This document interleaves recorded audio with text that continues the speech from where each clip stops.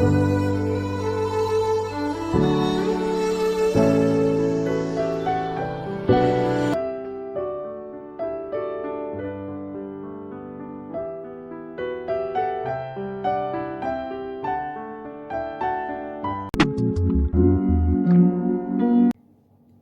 friends, so welcome back to my kitchen. My name is Yvonne.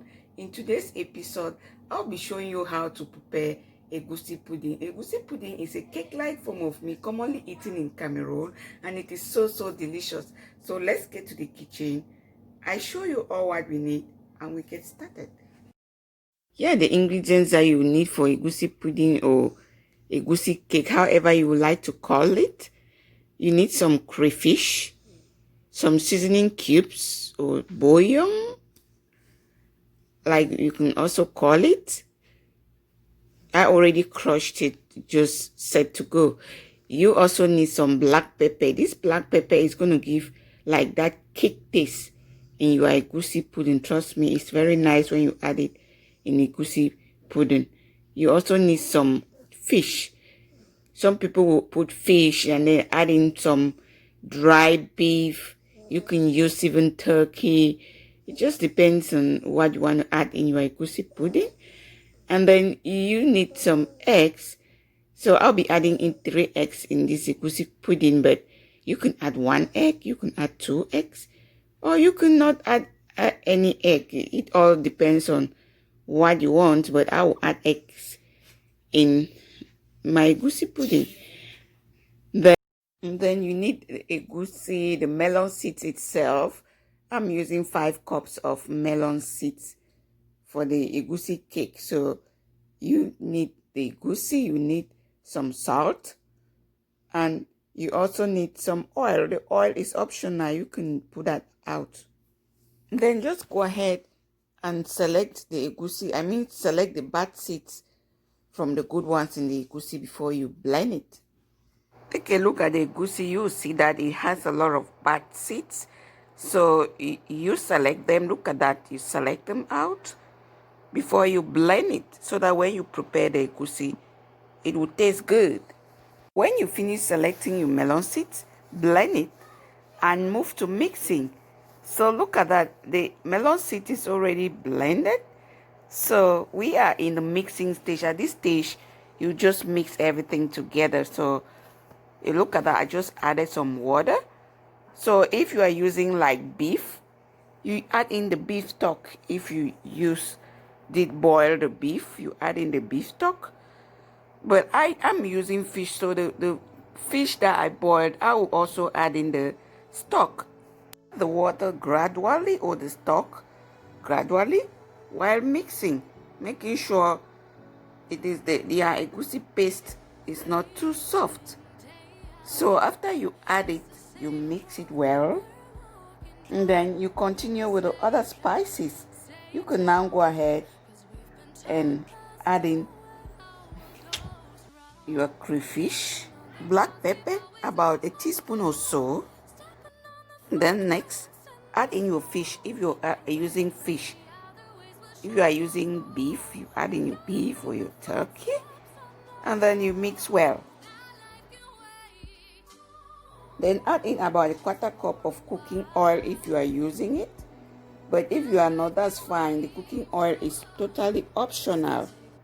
But I just like adding in some oil when I'm cooking my egusi cake, because it gives the cake some nice bright color. When your egusi is ready and you open it, it is irresistible. You will like to taste it immediately. Then add in your eggs. If you're using eggs, remember I'm adding in 3 eggs in my egusi pudding.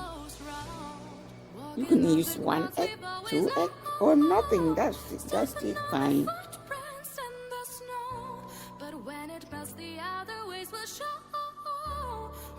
After you add in the eggs, you mix well, and then you can add in some water if you see that the egusi pudding paste is still too thick. So just make sure you estimate the water well, so that your egusi cake will come out really good. Add in some bouillon, Maggi, And then you add in some pepper. If you want some heat, you're going to blend the pepper before adding in. After this step, we move to tying. So I will be using foil paper and transparent cling wraps to tie my egusi cake.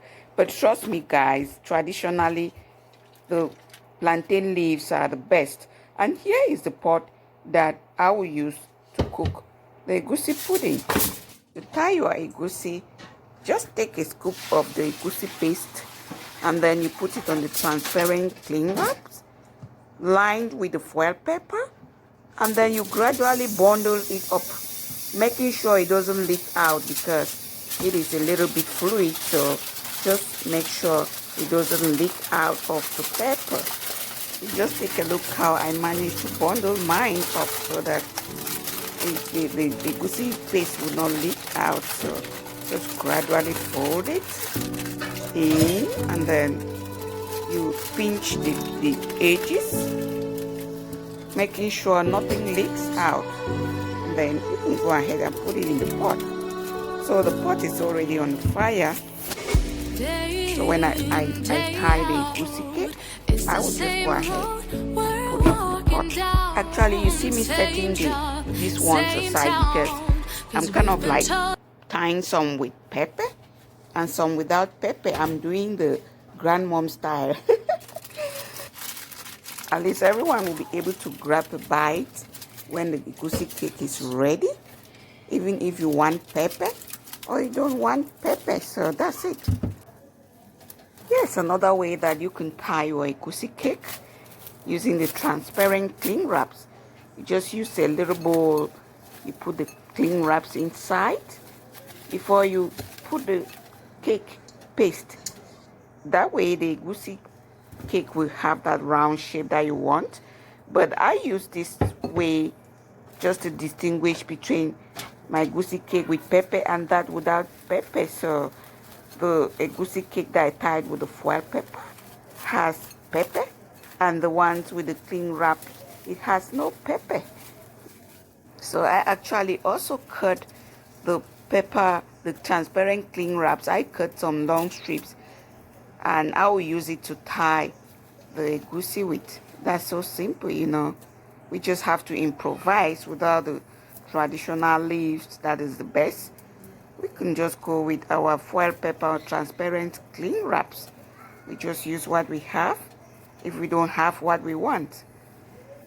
You can use a scissors to cut the tip of your egusi cake if you want.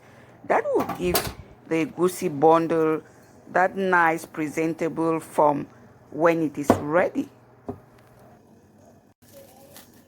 If you did not understand how I tied the egusi cake in the pepper the first time, just watch this second time so that you can understand better.